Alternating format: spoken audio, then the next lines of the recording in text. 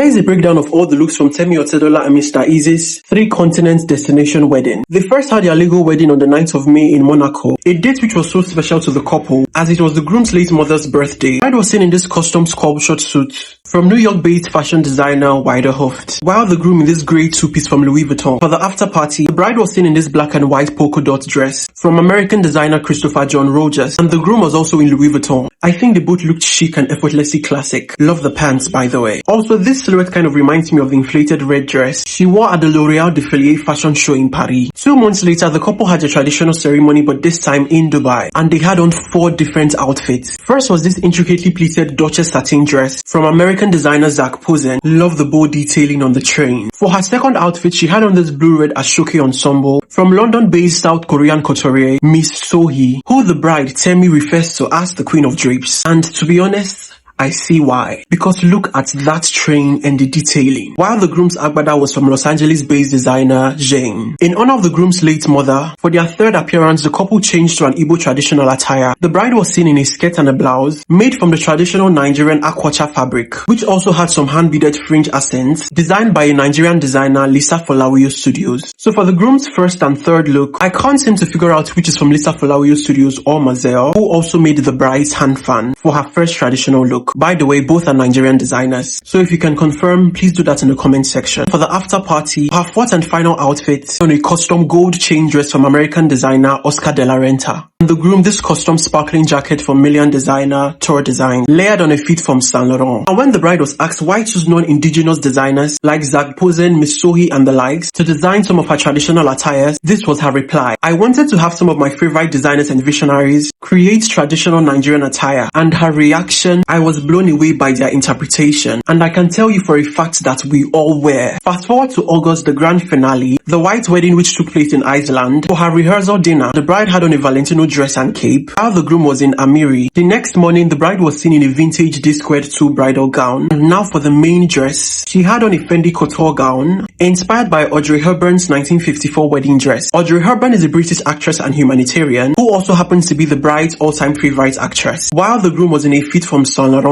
Later on was an ice-themed cocktail party. The bride had on this beautifully draped lace dress from the House of Gales, while the groom was in this tailored English suit from Alexander McQueen. Now for the final after party, because at this point I've lost count of the number of after parties. She had on this mini party dress from Ludovic Saint-Senin and matching silver boot heels from La Rode, while the groom went full on Louis Vuitton. They both also had this custom jacket on with the inscription, "Love is easy." Special shout out to the amazing photographer Joseville for capturing these beautiful moments, flawless photography. Finally, if you're going to describe this wedding in one word, what's that word?